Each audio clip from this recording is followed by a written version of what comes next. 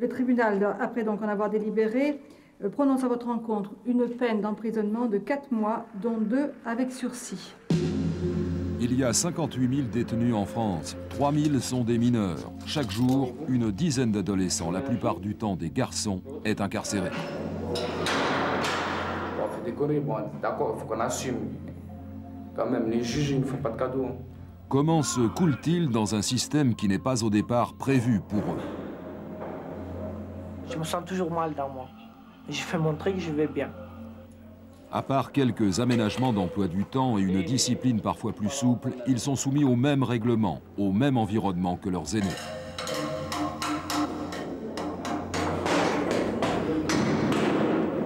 Moi, je pense à la liberté et mes parents, je pense. Le plus que je pense, c'est mes parents. 14h30, vous avez pas... Leur quotidien se compose de bruits de clés, de claquements de portes, d'attentes en cellule, de larmes aussi. Je peux passer ma jeunesse ici, quand même. Quand on rentre en prison, il y a tout le monde qui nous oublie, à part la famille. Ils attendent l'heure du repas, l'heure de la promenade, l'heure de la classe.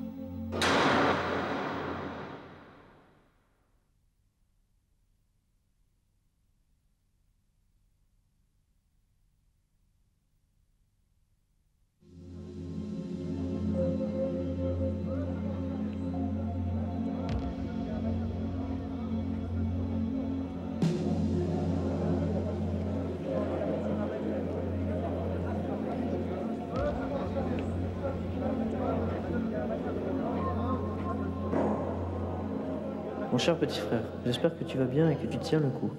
Vous me manquez très cher Jérôme. Encore un dimanche qui se termine. J'espère qu'il n'y a pas été trop pesant pour toi. Merci pour ta lettre qui m'a fait plaisir. Tu sais, ces derniers temps, je n'ai pas pu t'écrire beaucoup. Salut Pignou. Tu sais quoi, le jour de l'an, j'ai été déchiré, mort. Je t'embrasse très fort et je t'écrirai encore une grande lettre. Rien de neuf, ton frère reprend le travail. Ça va demain et nous aussi. Ça m'a quand même mis du plomb dans la tête. Fini toutes ces conneries. Il faut gagner de l'argent. Pense bien à toi, gros bisous, petit frère. Barbie, ta soeur qui t'aime. Barbie, ta soeur qui t'aime. Promenade.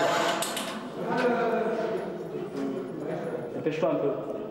Pendant plusieurs semaines, nous avons suivi la vie d'une quinzaine de mineurs incarcérés à la prison de Grasse, dans les Alpes-Maritimes. La grande majorité se compose de prévenus. La plupart d'entre eux ont été incarcérés pour un ou des vols plus ou moins graves, plus ou moins répétitifs. 2 sont là pour des affaires de viol, faits et accusations dont ils n'ont pas conscience. 2 autres étaient dealers. 3 autres enfin sont là, inculpés pour violence avec arme et n'ont toujours pas été jugés. La majorité de ces garçons a connu avant la prison un parcours accidenté. Allez, c'est bon, avancez. Allez.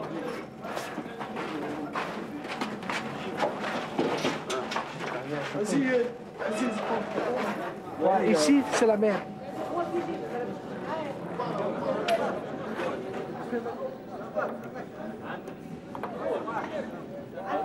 Pour ces jeunes, l'un des principes les plus marquants en prison demeure la perte d'intimité.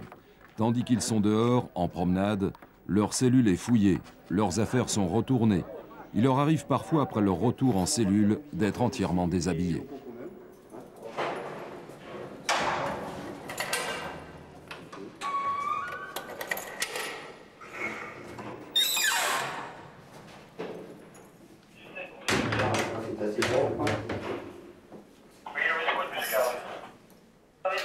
Oui, il y aura qu'à le remettre au service médical d'ailleurs, hein. Ça n'a rien à faire à la cellule. Ok, ça marche. Ça n'a rien à faire à la cellule, tout à fait. Alors, voilà une cellule qui est propre. Impeccable. L'affichage déborde un peu les tableaux, mais enfin bon, on va le tolérer.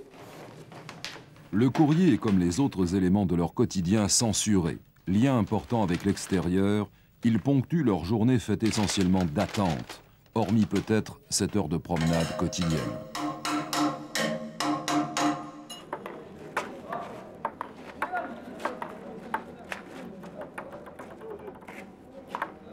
Quand on voit des gamins comme ça qui sont là pour 3 mois, 6 mois, 1 an, parfois plus.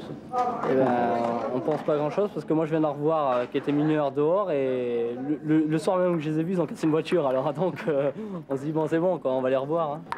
Puis en plus on les voit rentrer mineurs, ils rentrent majeurs.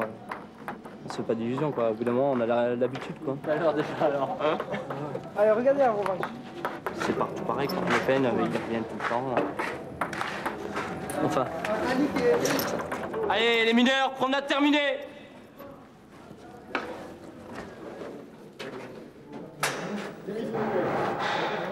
Face à l'augmentation du nombre de délits reprochés aux mineurs, les peines sont plus souvent prononcées par les juges d'instruction que par les juges pour enfants. Les jeunes sont alors confrontés à la même rigueur que les adultes. Ils sont de plus en plus souvent mis en préventive pour une durée allant de 1 à 12 mois.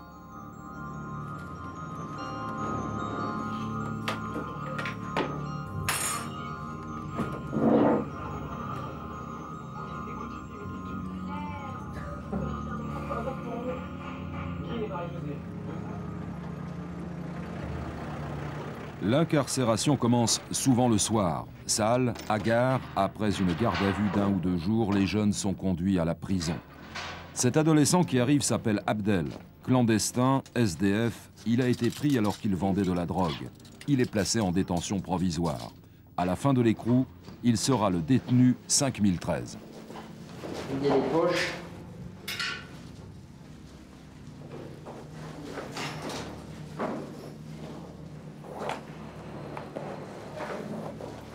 Enlevez le scie.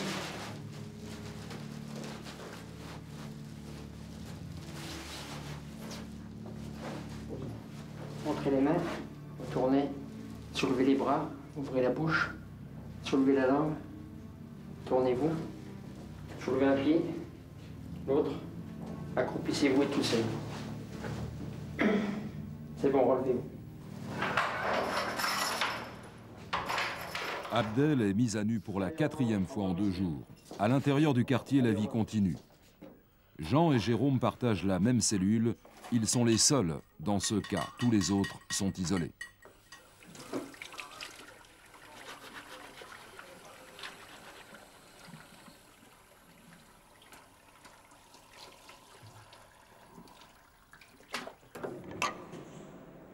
À travers notre équipe de tournage, ils trouvent une forme de liberté. Bon, monsieur, le soir quand on rentre en cellule, ça se passe comment? À partir de 5 h le soir, on est cloîtré, voilà, c'est le mot qu'il faut. On peut pas sortir, alors bon, on a les boules. Ça se passe comment à la douche? Non, non, c'est une question bien, je pense. Hein. Ça se passe comment à la douche? À la douche, je me lave. Hein. Et vous êtes combien? On est 4. 4? Ouais. Ça se passe bien? Tout à fait. Pas de dispute? Non. Pas de savonnette par terre? T'as vu, il part en couille. Est-ce que vous avez une adresse? Non. SDF? Ouais. Vous allez à l'école, là? Non? Rien? Faites rien? Vous avez une personne à prévenir en cas d'accident? Personne? Vous prenez des médicaments, là? Non? Vous avez besoin de rien? Des médicaments pour dormir, c'est tout. Pour dormir? Ouais. Attendez, laissez-moi faire.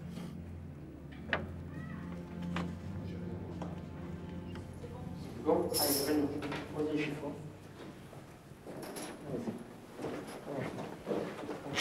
Je sais pas ce que je vais te poser, mais... Ah.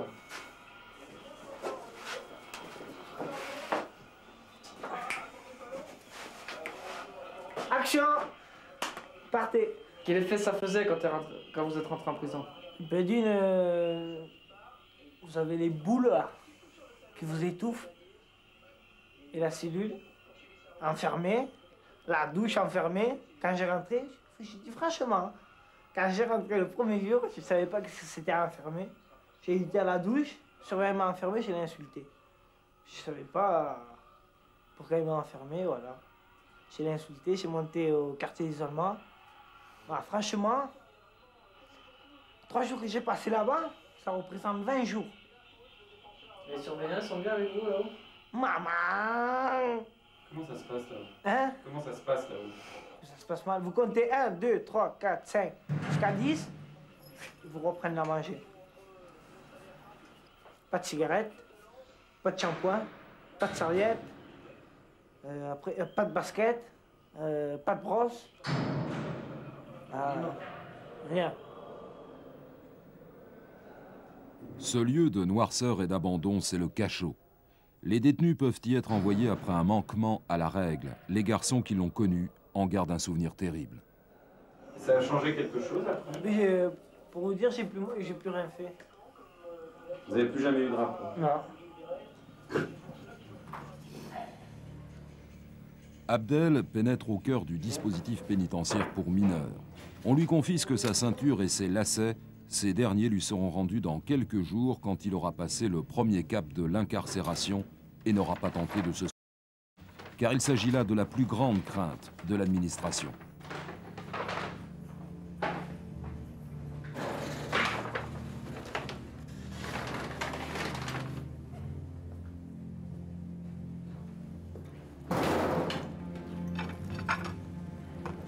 Hop, j'ai des clés ou... Lui donne pas les lacets. Non, je le baille assez, ok. Allez, tu peux le prendre. Ok, d'accord. Arrêté dans la rue, Abdel n'a pour toute affaire que les vêtements qu'il portait sur lui. L'administration ne lui fournira que savon, shampoing et brosse à dents.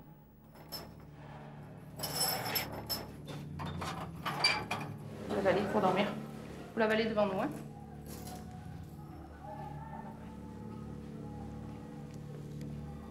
Et demain, vous serez vu par le médecin, le dentiste et le psychiatre pour dormir. D'accord? Allez, bonsoir, Denis. Le quartier des mineurs de la prison de Grasse se situe au rez-de-chaussée de l'aile A, entièrement réservé aux jeunes détenus.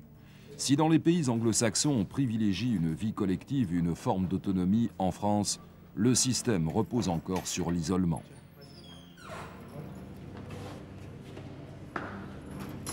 Voilà.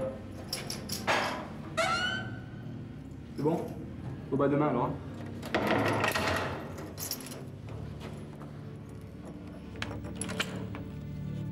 Port de l'uniforme, utilisation des grades. À travers cette discipline militaire, on veut corriger les corps et les esprits. La nuit s'empare des lieux, le 5013 fait son lit. La prison, c'est la misère. Même que vous êtes seul ou plusieurs après en promenade, c'est quand même la misère la soirée. Vous êtes seul. Sauf moi, j'ai eu une occasion de me mettre avec. Je me suis mis. Ou sinon, franchement, c'est la galère. Vous pensez que c'était une chance pour vous d'être avec Jérôme? Mais si j'aurais pas été avec lui, ça fait combien? Ça aurait fait 7 mois que j'aurais sorti les pieds devant. Faut que je supportais plus. Je me suis mis avec lui, il m'a remonté tout le moral, tout. Après, j'étais bien. Je me sentais mal dans moi, mais je faisais voir que j'étais bien. Je me sens toujours mal dans moi. J'ai fait montrer que je vais bien.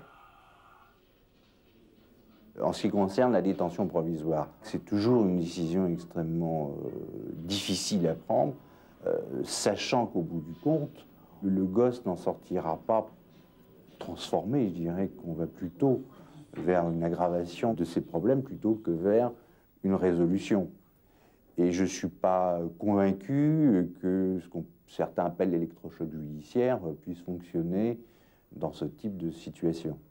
Je crois, enfin ça c'est ma conviction personnelle, dès lors qu'on puisse éviter absolument l'incarcération pour un jeune, faut vraiment se donner tous les moyens pour le faire.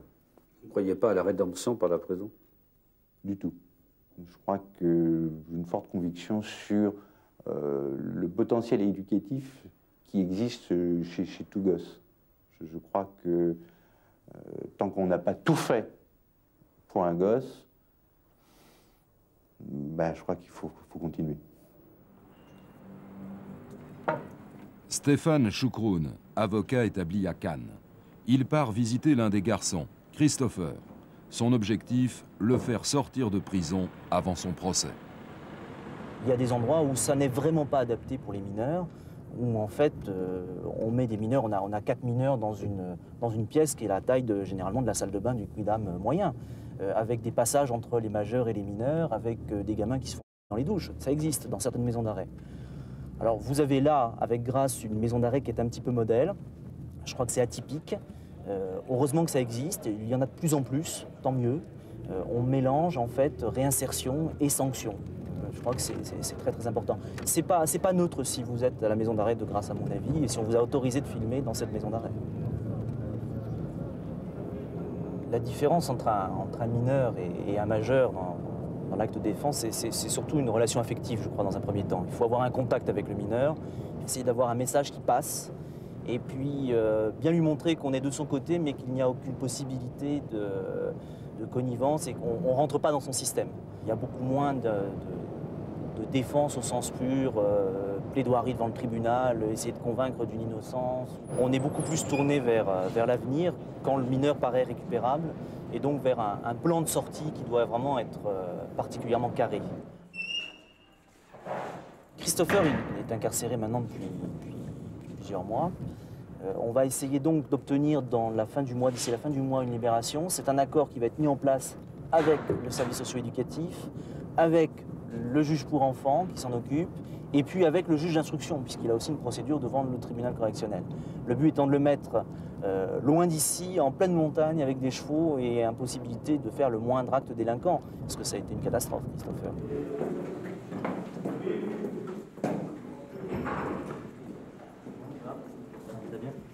Il faut accord du juge pour enfants qui accepte de te faire placer dans une famille d'accueil.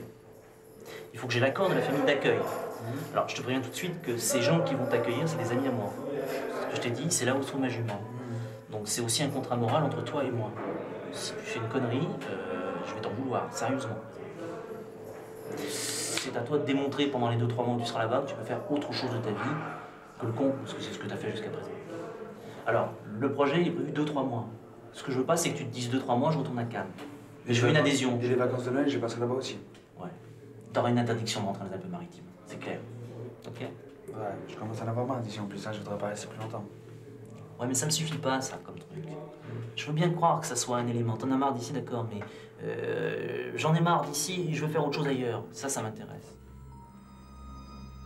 Si Christopher est défendu par un avocat payé par sa famille qui vient le voir au parloir, l'assiste et le conseille, beaucoup sont seuls face à la loi. Ils attendent leur procès et seront au minimum condamnés au temps passé en préventive.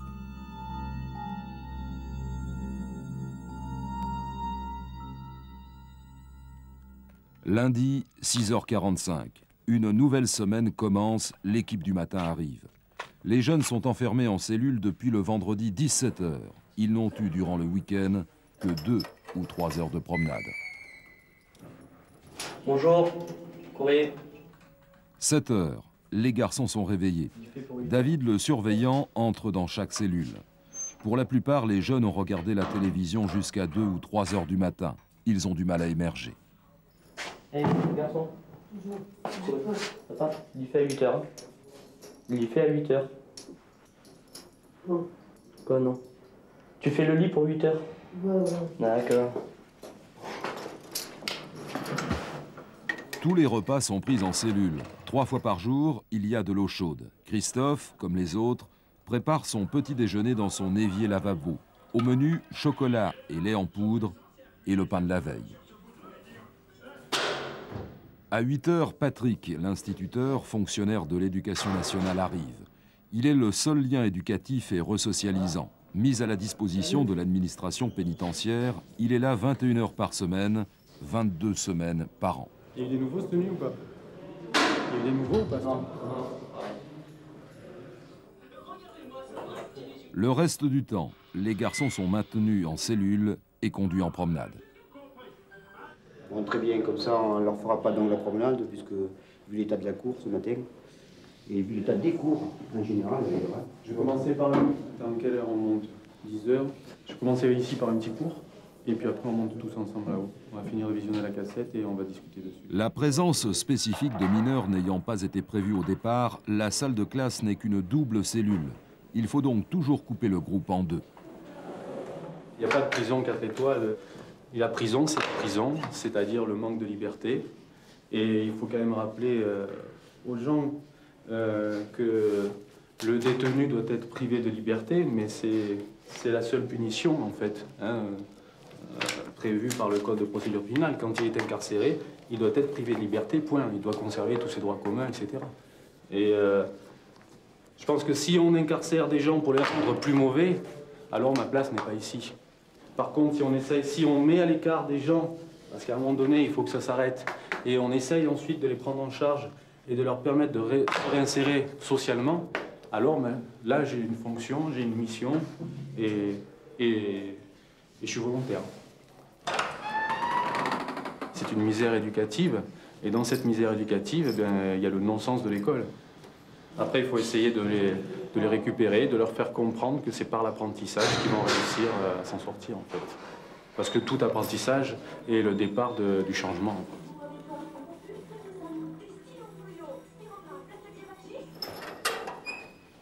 Donc, Kader, t'as vu ce souk? Je suis en train de manger. Ah, c'est pas bon, ça.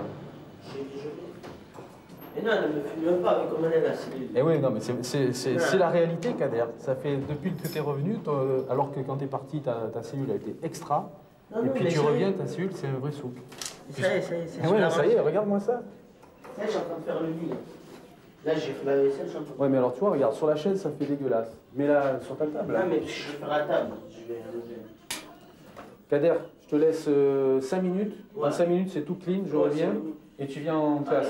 Si c'est pas propre, tu viens pas en classe. On est en train de remplir les formulaires de permis de conduire. Hein. Ouais. Salut Jean. Tu viens au baby-foot? Oui. Allez, viens vite. Le niveau d'instruction de ces garçons est très bas. Il se situe pour les plus nombreux autour du cours moyen. Une des particularités des élèves de cet instituteur pas comme les autres est qu'il est difficile d'évaluer leur réelle motivation pour venir en classe. Désir d'apprendre, envie de sortir de cellule, recherche d'une remise de peine, peu importe. Ici, l'illettrisme se conjugue avec ignorance. T'es sûr que c'est ça? Où est-ce que tu en es? Non. Non. Ce que tu viens de lire qui est important. Ah là, voilà. C'est vrai que c'est simple en soi, c'est pas quelque chose de trop compliqué. Dans cet ordre et ce calme apparent, la violence est toujours à fleur de peau. Un conflit peut éclater à tout moment. Il n'y a rien à faire, c'est la galère, voilà. La misère, on n'a rien à faire. Les gens dehors, je sais pas, ils sont où maintenant. Ils se régalent et tout, nous, on n'a rien à faire. Je bouge pas de là jusqu'à ce que je rentre en cellule, voilà. Bon, on fait des conneries, bon, d'accord, il faut qu'on assume. Quand même, les juges, ils ne font pas de cadeaux. Dire que tu vois une tête d'arabe, allez, lui, tu lui mets ça ici. C'est vrai en plus. Hein. Comme moi, j'oublie la liberté, moi. J'oublie. On dirait que je suis né en prison. J'oublie la liberté.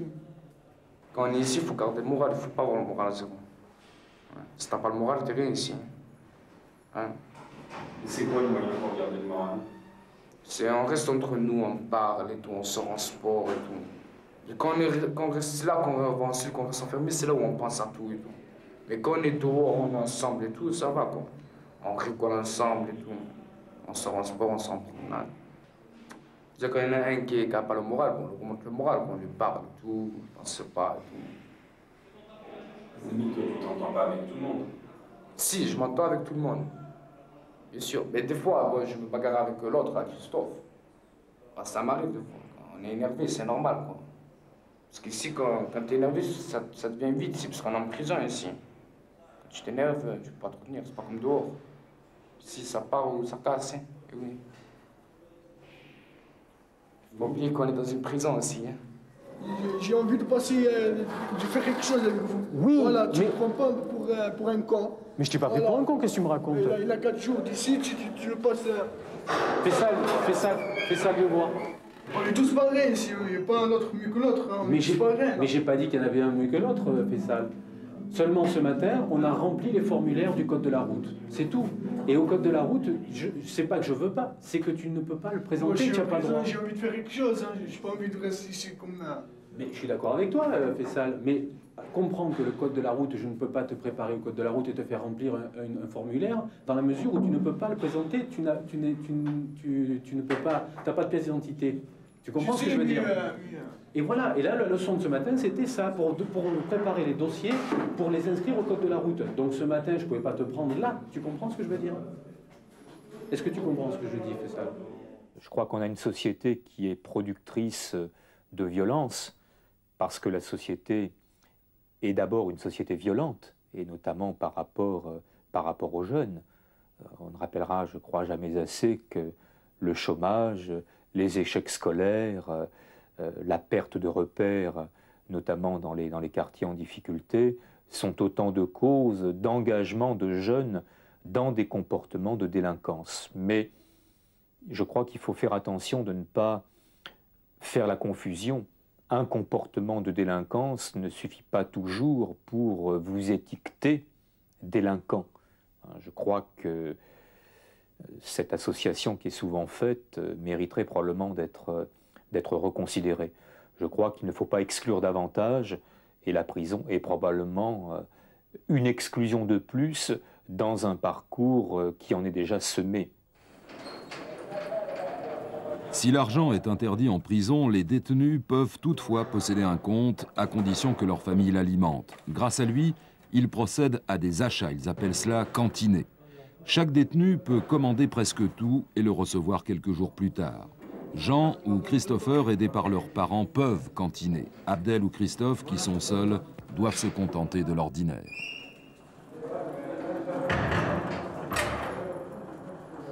Bonjour. Je souhaiterais voir Christopher, s'il vous plaît. Oui, d'accord, pas de problème. Je vous mets à la salle... Comme d'habitude. Ouais. Sur la place, vous direz? Oui. Valérie est psychologue. Elle vit un paradoxe. Elle n'intervient que si les garçons font appel à ses services. Or, pour eux, elle représente le médecin des dingues, et ce n'est pas l'image qu'ils ont d'eux-mêmes.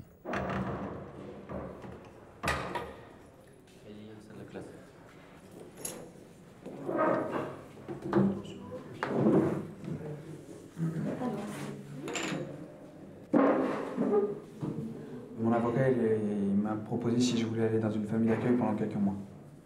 Donc c'est la condition qu'a trouvé votre avocat pour que vous puissiez sortir en provisoire. D'accord. Donc vous, ça vous convient? Moi, ça me plaît, oui. La montagne, on prend l'air, c'est bien, quoi. Dans les petits villages comme ça. Et après, ils vont me trouver un autre truc, mais je ne sais pas encore, quoi. On y réfléchira après. Mais j'espère que c'est possible, hein. Parce que si je retourne à Cannes, c'est vrai que, je sais pas, pour l'instant, au bout d'un mois ou deux, je ferai pas de bêtises, c'est normal. J'aurais peur, je penserais si, mais au bout de quelques temps, je verrai plus la prison dans ma tête, ça sortira bien un jour, ça quand même. Bien un jour, ça restera que je suis en prison. Mais la peur, quoi, de retourner. Tous mes copains que j'ai, qui sont venus ici en prison, ils ont arrêté quelques jours, 15 jours même, des fois. Et ils ont recommencé. Hein. Des petites bêtises, mais c'est quand même ça c'est assez important pour aller en prison quand même. Vous en êtes convaincu, vous aussi, que vous pouvez retomber dans la délinquance? Moi, comme je vous ai dit, j'ai confiance en moi, je sais que j'ai arrêté mes conneries, mais on ne sait jamais. D'accord. Je préfère éviter, quoi. On ne sait jamais. C'est vrai, au bout de 2 mois, si je fais rien, je trouve pas de travail. J'ai commencé à retraîner le soir. Et le soir, qu'est-ce qu'on fait dans la rue, hein? On va pas se surtout comme les autres sont à l'école, ils dorment. Ouais. Et nous, on est dehors, on traîne. Qu'est-ce qu'on fait, hein? Et vous avez envisagé si ça peut pas se réaliser? Si ça peut pas se réaliser, non, je n'imagine pas. Depuis quelques jours, j'arrête pas d'y penser. Hein. Ouais. Moi, je pose trop positif. J'ai l'impression que ça va se passer sûr et je devrais pas. Je vais être déçu si ça se passe pas, quoi. J'espère, quoi.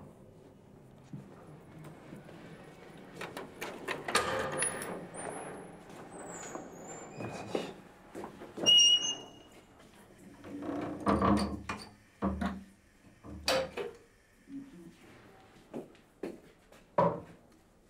La prison a permis l'émergence d'une prise de conscience sur ce qu'il était, sur ce qu'il est, c'est sur ce qu'il veut devenir, je pense. Sur ce qu'il a envie de devenir, surtout.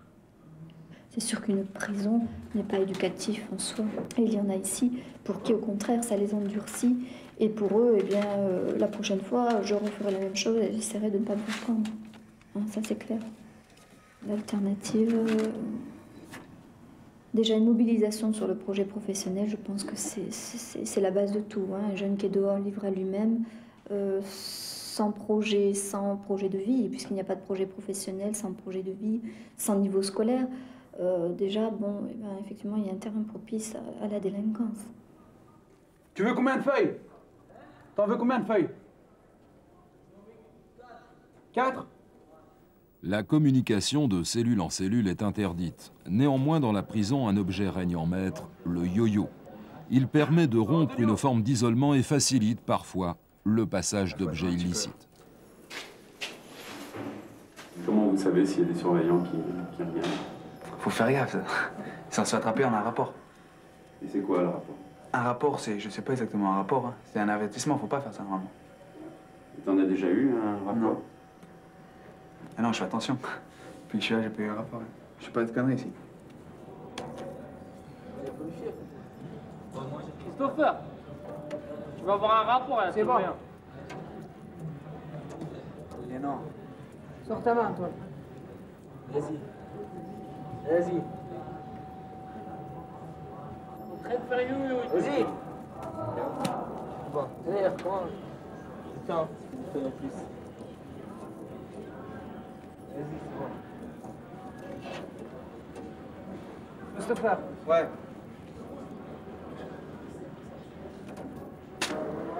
C'est bon. Après, vous avez sport à 3 heures. Tu viens, Christian, faire l'informatique, on continue le boulot? T'as pas pris ton stylo? T'as pas pris ton stylo? Non. Et la cervelle? Parmi les formules nouvelles et différentes d'apprentissage, l'ordinateur. Il plaît beaucoup aux adolescents, il sait être ludique et présente pour eux l'avantage de ne pas juger celui qui s'en sert. Voilà, alors attention. Ça passe le temps, c'est mieux que de rester en cellule en tout cas. Et je sais pas, on apprend des choses. Des fois on fait des jeux, c'est sympa. Là on apprend à classer les chiffres, vous savez, à les mettre en lettres. Les mettre en chiffres et en lettres. On apprend quoi. Un jour ça peut servir si on devient comptable. Donc vas-y, fais voir comment tu fais. Tu appuies sur échappe, tu descends au 3e niveau. Bon, moi j'allais pas à l'école, moi jamais j'allais. Bon, des fois, pour faire montrer, c'est tout. Ça la prof fait dire, même si tu viens pas pour apprendre, au moins tu viens, tu t'absentes pas. Et pourquoi vous y alliez pas à l'école? Parce que j'aime pas. Et vous aimiez pas pourquoi? Parce que ça c'était pas sympa? Ouais, on a trop d'heures. Et la prof elle me casse trop les couilles là. Et vos parents, ils vous disaient pas d'y aller? Bien sûr, toujours mon père me frappait pour que j'y vais. C'est normal. La prof, elle sait même pas écrire. Ouais, je t'apprends à écrire. Ouais, je sais écrire. Tu passes au 2e niveau et tu recommences. Au fur et à mesure, ça devient de plus en plus dur. Et si tu descends la flèche, tu passes à l'autre et tu écris maintenant ce que tu as dans la famille. Vous vouliez faire quoi comme travail en quittant l'école? La carrosserie ou sinon... Ouais, carrosserie ou mécanique. Pourquoi la carrosserie ou mécanique? Parce que vous aimez bien les voitures? Ouais. Hein? C'est pourquoi la mécanique? C'est quoi les tueurs et tout. Non, je rigole. Non, c'est bien quoi. C'est bien la mécanique, ça rapporte des sous. En plus, moi, quand on a une voiture, quand on tombe en panne, quelque chose, c'est comme on a réparé et tout. En plus, je me connais bien, ça va, en voiture, je me connais bien. Les volets, les démonter, tu connais bien, ouais. Non. Pour l'instant, c'est juste une famille pendant quelques mois. C'est juste l'histoire de te mettre au vert. Voilà, pour l'instant. De m'oublier, il faut que je kikane un petit peu, quoi. De sortir un peu du système, quoi. Voilà. Ah, j'espère, je vais me galer en fait. Hein. Et après? Et après, je sais pas, on verra après. C'est bien la montagne, en plus, moi j'aime bien. Hein. Quand j'étais à Paris, j'étais dans un internat et j'allais souvent à la montagne. On marchait et tout. Voilà, j'espère que c'est sûr. Faut convaincre le juge et le procureur. Et le procureur, je sais pas s'il va vouloir. Hein. Pourquoi? Il m'aime pas, lui. Enfin, il aime personne, quoi.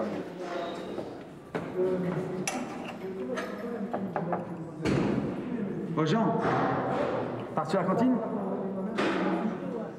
Ouais, moi aussi. J'ai reçu du coca et du café et du lait. Ouais. Ça va, toi aussi t'as reçu? Oh là là. Oh, t'as beaucoup reçu, toi. Abdel, le détenu 5013, a mal aux dents. Pour consulter, il doit écrire une lettre, la donner au surveillant qui la transmettra au cabinet médical qui, à ce moment-là, lui fixera un rendez-vous. Cela peut sembler simple, mais encore une fois, il faut savoir s'organiser et surtout savoir écrire. Selon l'établissement, cette opération peut prendre de 3 jours à 4 semaines. Il y a 2 petits joints. Un pétard, tu fais, là? Tu me fais un pétard, là? Un gros vélo. Ah, c'est du tabac à rouler. Bon, comment ça se passe? Il fonctionne toujours bien? Ça n'a pas besoin de graisser un peu? Ouais, il y a des bulles. Depuis qu'il a reçu un mandat de 300 francs. Effectivement. Non, mais ça va, je m'en occupe. Hein? C'est normal, c'est 300 francs, je crois. C'est sûr que la gestion des mineurs est tout à fait particulière, notamment dans le sens des relations humaines, si vous voulez. C'est une approche tout à fait différente. Et il est dommage que ce quartier se trouve justement dans ce bâtiment. Pour une bonne gestion, une bonne préparation donc à la sortie, une bonne réinsertion sociale, ce qui serait bon, bien sûr, c'est d'avoir des secteurs tout à fait autonomes de détention de mineurs. Ça, à mon avis, c'est primordial. Vous savez, la journée, on travaille la réinsertion. Et puis, donc, là, si vous voulez, les détenus vivent cette réinsertion la journée. Et la nuit, ben, je pourrais dire que la prison se réveille. C'est tout presque qui est démoli.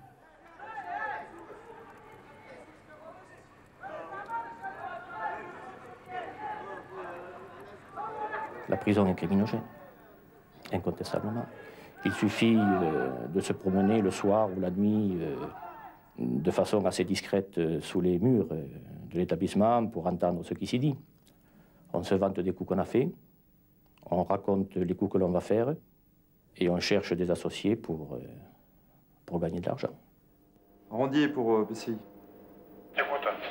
Est-ce que vous avez terminé la ronde? On va faire un petit tour dans la cour de promenade du C. Oasis, viens dans le trou. Bah, casse-toi alors. Vouloir faire d'un établissement pénitentiaire un lieu parfait, cela relève de la plus grande utopie. Nous sommes au courant d'un certain nombre d'infractions qui sont commises, mais je pense que tout fonctionnement de vie en société est ainsi fait qu'on laisse une certaine marge, faute de quoi l'explosion ne serait pas loin.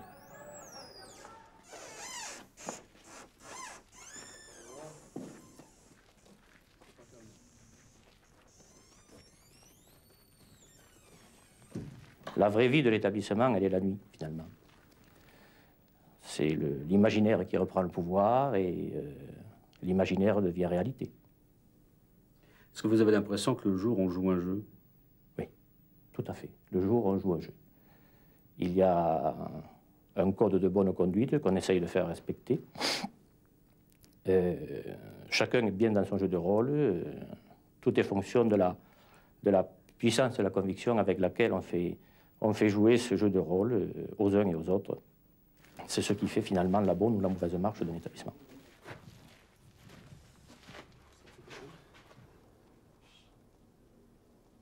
Avant, quand je volais pas, je voyais toujours des copains à moi, ils étaient en scooter et tout. Ouais, je fais bon, tu vois ça. Je savais qu'ils les achetaient pas, je savais qu'ils les volaient. Bah, moi, je les avais pas ce qu'ils avaient eux. Alors moi, d'un coup, je me suis commencé à réfléchir. Je me disais, si je vole, j'aurai des trucs qu'eux, ils auront pas, quoi. Alors j'ai commencé à voler pas des affaires, des trucs comme ça, dans les grandes surfaces, tout. Après, j'ai commencé à voler des autres trucs, quoi. J'ai pris 1 an. Bon, le 14 juillet, j'ai touché 2 mois et 19 jours. Donc ça me fait 9 mois, je dois faire. Puis je suis allé à l'école, ils m'ont donné encore 2 mois, ouais, 9 mois. La première fois, quand je suis rentré, j'ai fait 5 jours, je suis sorti. La deuxième fois, j'ai fait 1 mois sorti, j'ai pas compris comment c'était. Pour moi, c'était rien pour moi. Mais là, comme j'ai pris 1 an, c'est pas pareil. Là, moi, j'ai eu tout le temps, en 7 mois, j'ai eu le temps de réfléchir. Mais il faut que j'arrête, hein. Je suis assez grand maintenant pour... Pourtant, la juge, elle me l'a dit quand je suis passé là, pour cette affaire-là. Elle m'a dit, écoute, Samy, elle m'a dit, dès que tu as 18 ans, que tu fasses une connerie, même que ce soit pas grave, elle m'a dit, tu risques 2 ans ou 3 ans de prison. Ça, jamais je l'oublierai, ça.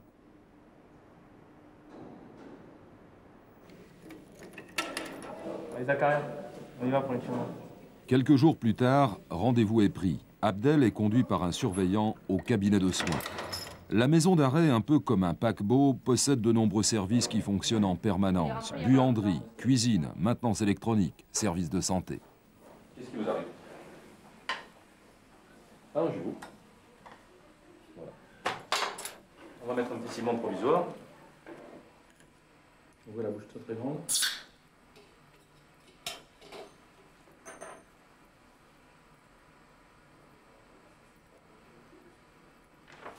Alors on peut se revoir mardi prochain après-midi. Votre numéro d'écrou. 5013. 5013.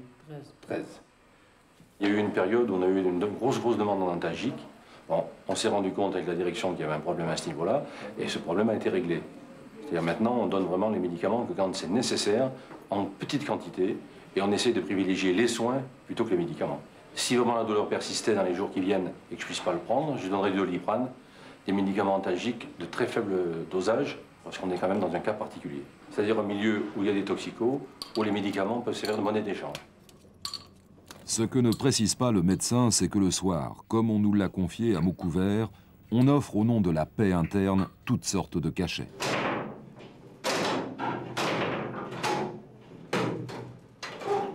Quand je suis dehors, je pense pas. Parce que je joue avec mes copains. Mais quand je rentre dans ma cellule, tout seul, je commence à pleurer. Je commence à penser à mes parents. Moi, quand je faisais une connerie, mes parents, franchement, ils me frappaient. Ils me frappaient, ils me grondaient.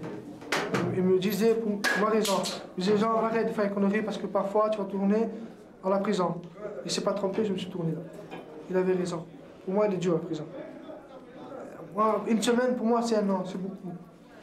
C'est pour ça, si je me demande s'il me donne 1 an ou 2 ans, je ne vais pas risquer ma vie ici aussi. Parce qu'à force de pleurer, ça m'a rêvé quelque chose aussi. Moi, je pense à la liberté et mes parents, je pense. Le plus que je pense, c'est mes parents. Même que mes parents sont avec moi, je m'en fous de la liberté, avec mes parents. Mais je pense à mes parents tout le temps. C'est dur à comprendre aussi. Le juge dit oui, ça et ça. Mais si le juge, ses enfants, il fait une connerie, est-ce que le juge lui pardonne ou il ne pardonne pas? Il le pardonne. Et pourquoi il ne peut pas le faire avec nous? Alors, Christophe, tu es libéré cet après-midi. Il y a l'ordonnance qui va arriver. Donc là, il y a l'éducateur qui vient te chercher. Bon ben, au revoir. Hein. J'espère qu'on ne te reverra pas. Non, c'est sûr. C'est pas à espérer. Non, c'est sûr, je ne reviendrai pas. Depuis bientôt 2 mois, Christophe est en préventive. Les services éducatifs et son juge d'instruction lui ont trouvé une structure d'accueil. L'assistante sociale vient lui confirmer sa sortie.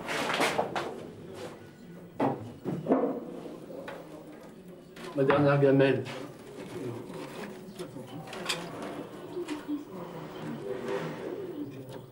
Pour la dernière gamelle, bon, c'est potable. Et on peut avoir mieux, mais... De toute façon, c'est pas grave.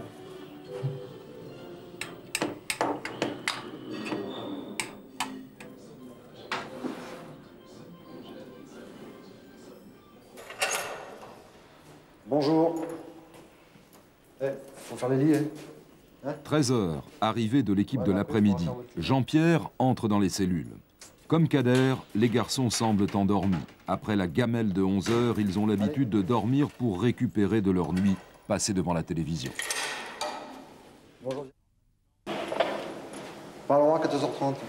Dans le même temps, ils distribuent les autorisations de circuler. Allez, et puis vous passez un petit coup de balai dans la cellule.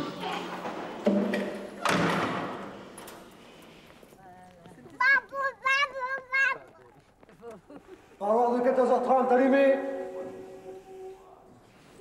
Cet après-midi, il y a visite. Pour les prévenus, elles sont autorisées 3 fois par semaine. Pour les condamnés, 2 fois. Durée maximale, 1 heure. Les détenus sont avertis au dernier moment. Il n'est pas rare qu'un garçon reste 2 ou 3 mois sans avoir de visite. D'autres ne voient jamais personne.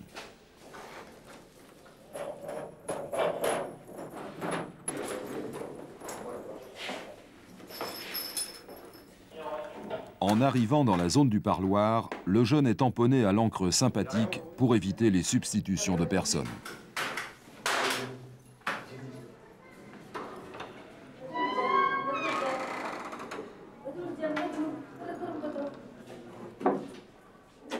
Pour Jean, qui voit régulièrement sa famille, l'échange du linge représente un trait d'union affectif entre la prison et sa maison.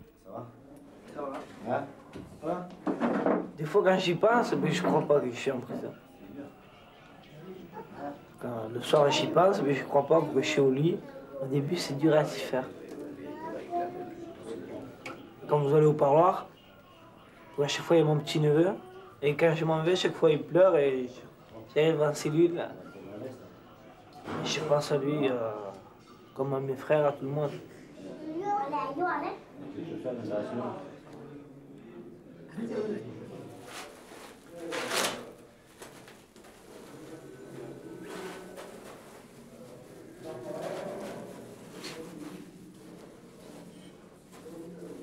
L'exemple le plus terrible, c'est quasiment à l'ouverture de l'établissement.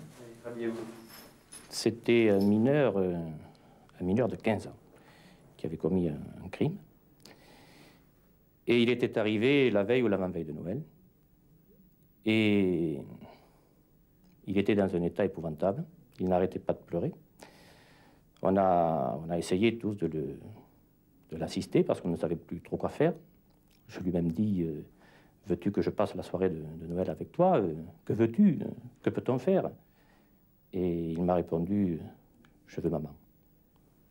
C'est ça les enfants en prison.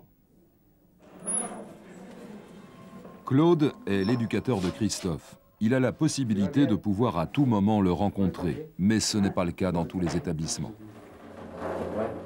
Tu as vu ton avocat samedi? Alors, qu'est-ce qu'il t'a raconté? Pour la famille... Ouais. Famille d'accueil. Et alors, qu'est-ce qu'il t'en avait dit? Bah, il m'a dit quelques mois, j'irai là-bas. Pour quelques mois. Que ce n'était pas sûr? Que ce n'était pas sûr. D'accord. Il a eu raison de te dire ça, parce que finalement, j'ai eu le monsieur qui l'avait contacté. Il veut pas? Il ne peut pas. Hein. Je crois que c'est difficile d'accueillir quelqu'un chez soi. Hein, quand on a une femme, des enfants, etc. Ça n'a pas été possible, alors il le regrettait bien sûr. Voilà, donc on reste sur le même projet, mais bon, on continue les recherches. Il y a eu un petit accro. Hein.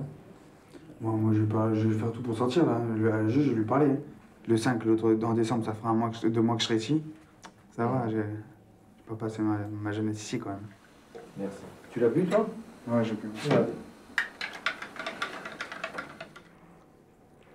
Qu'est-ce que j'en pense? C'est que je suis un petit peu écœuré, quoi. Je sais pas, c'est... Je sais pas comment vous dire. J'y pensais, quoi, déjà. Dans ma tête, je me faisais des images. Comme on voit dans les films, des fois. Des jeunes comme ça qui sont... Je sais pas, on voit bien des jeunes comme ça qui aident un petit peu, qui travaillent. Je sais pas comment vous expliquer ça. Qui jouent à ça. Je les comprends aussi, hein. Je les comprends. Moi, je me mets à la place d'un adulte. Le mec, il a fait des conneries toute sa vie. Il fait, je sais pas, il était en prison et tout, j'aurais peur. Hein. Donc maintenant, vous attendez une nouvelle famille d'accueil? Ouais, ouais, mais même si, je sais pas comment vous expliquer. Une famille, c'est pas exactement la famille que je veux, parce qu'au début, quand on m'a parlé de famille d'accueil, je voulais pas, parce que j'ai l'impression que moi, famille d'accueil, c'était pour, c'était mes parents et c'était fini, quoi. Qui me laissaient tomber et moi, je partais avec quelqu'un d'autre. Je m'imaginais ça, mais après, on m'a expliqué, alors ça va. Donc maintenant, vous savez ce que c'est qu'une famille d'accueil. Et vous êtes d'accord? Enfin, famille d'accueil, mais je suis pas abandonné. Hein. Famille d'accueil, c'est des gens, en attendant, ils m'aident. Qui t'accueillent. Qui m'accueillent en attendant. Voilà. J'ai le plaisir de défaire mon lit. C'est incroyable. Christophe finit de ranger sa cellule. Bientôt, il va sortir. Fébrile, il n'est plus le garçon éteint que nous avions connu. Il ne sait toujours pas où on l'emmène. Il se raccroche à l'idée d'un foyer quelque part dans les environs de Nice. Pour l'instant, on ne lui a rien dit de plus.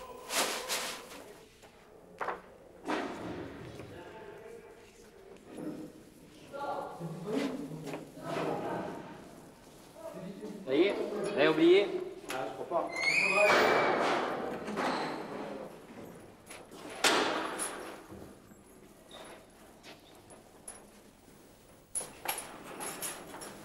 Toute la vie de Christophe tient dans ses 3 sacs de supermarché.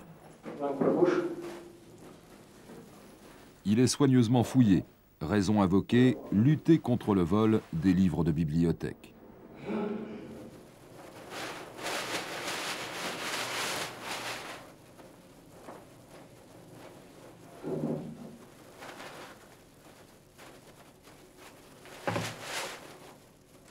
Date de naissance? 25/12/77.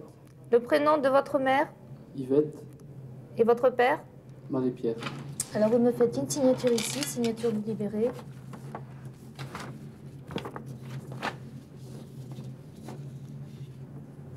Attendez, j'en fais une deuxième.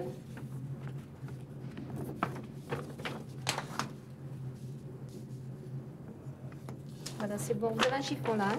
Je vous donne votre argent. Vous avez 10 centimes. Alors, une signature pour l'argent.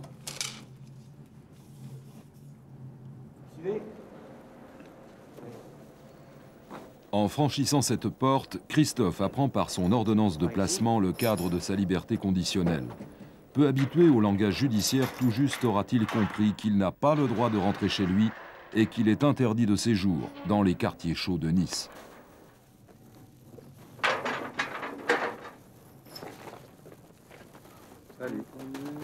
C'est Robert, éducateur à Nice, qui vient chercher Christophe. C'est la première fois qu'ils se rencontrent. Christophe devra rester sous sa tutelle jusqu'à sa majorité.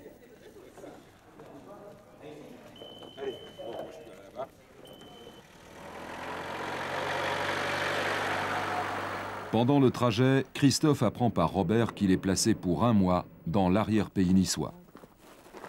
Oui, c'est la baraque. Voilà Serge. Alors, ça voyage. Dans la voiture, il me disait qu'il avait faim. Il avait faim, mais ça tombe bien. Il faut faire la cuisine en plus. Tu vas casser du bois, t'occuper des chevaux, nettoyer les chevaux, leur faire les pieds, tu vas souffrir. T'es gras encore un peu, tu vois. Tu vas perdre du poids.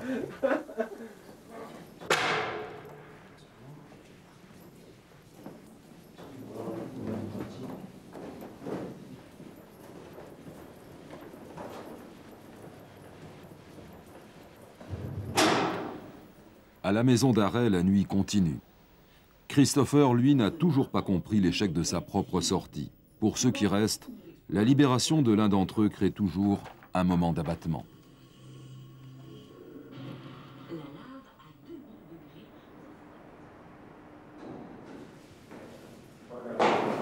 Aujourd'hui, 2 garçons vont vivre un moment essentiel de leur parcours judiciaire, le procès.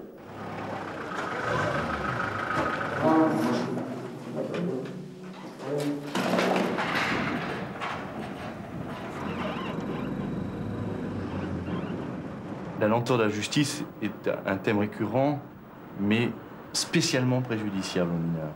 Parce que si eux n'ont pas le sentiment que lorsqu'ils commettent un délit, il y a une réponse rapide, eh bien ils vont oublier cette réponse. Il va en découler un sentiment d'impunité qui est très préjudiciable parce que ça peut les conforter dans leur peut-être début de chemin vers la délinquance. Ça conduit d'ailleurs à avoir très souvent au tribunal pour enfants des attitudes très significatives de mineurs qui ne savent même plus pourquoi ils comparaissent. Parce que pour ceux qui sont le plus inscrits dans la délinquance, ils peuvent commettre 1, 2, 3, 10 vols, 15 vols en une année. Et lorsque vous leur demandez de répondre du vol qu'ils ont commis il y a 18 mois, ils ne s'en souviennent même plus. Alors on les juge par rapport à des faits dont ils ne se souviennent même plus. Inutile de vous dire que la portée éducative de tels jugements quasi inexistante. Cambriolage, hein. On pourrait plutôt qualifier ça de cambriolage, ce sera plus clair. Je signale qu'il y a déjà eu une procédure de vol avec violence et complicité en 1994. Il y a également une procédure de violence légère en date de début 95. Et puis une violence de vol avec violence en date du 1er août 95. Pour l'instant, ces affaires n'ont pas été jugées. Donc au niveau de la procédure, Antonio apparaît comme un jeune primaire. Je vais vous dire que nous, on est d'une famille que je considère une famille sans histoire ici, sur la côte. Il a fait 2 mois de prison, j'espère qu'il comprendra ce qu'il avait fait et ce qu'on avait dit, nous, comme les parents. À la sortie de prison, est-ce que vous êtes prêt à le reprendre? Oui. Oh, oui. Et je voudrais bien qu'il comprenne qu'il est là pour être puni, puisqu'on va prononcer une peine devant ce tribunal. Et que s'il est là aujourd'hui, manifestement repentant, vous êtes là aussi également pour essayer de ne pas définitivement l'envoyer en enfer. À ce titre, je vous demanderai de le condamner à une peine de 4 mois d'emprisonnement, dont 2 avec sursis. Je suis convaincue que le jeune homme que vous devez juger aujourd'hui a les moyens de pouvoir s'insérer dans notre société, mais de façon définitive. Je crois qu'il ne faut pas se leurrer. La détention provisoire, dans la tête des juges, c'est nécessairement un préjugement. Et c'est sûr que dans des affaires similaires, celui, si vous voulez, qui est déjà en détention aura plus de chances de rester en détention et celui qui est libre aura plus de chances de rester libre. c'est un acompte sur la peine à intervenir, donc ça a cette vocation, même si sur un plan théorique, tout le monde s'en défend. Mais dans la pratique, ça fonctionne de cette façon. Le tribunal, après donc en avoir délibéré, prononce à votre encontre une peine d'emprisonnement de 4 mois, dont 2 avec sursis. Vous êtes en détention provisoire depuis 2 mois, ce qui signifie que cela doit couvrir la partie ferme à laquelle vous avez été condamné. Et je pense, monsieur le procureur, que ce jeune pourra donc sortir ce soir même. Une semaine plus tard, nous retrouvons Christophe et Serge en pleine nature. Christophe ne comprend toujours pas pourquoi il est là. Dans quelque temps, il espère redescendre en ville pour trouver un emploi ou une formation. On voit souvent des gamins qui veulent se prendre un peu pour ce qu'ils ne sont pas, qui essaient de s'identifier aux grands cadors, aux grands caïds. Mais Christophe, c'est l'erreur, quoi.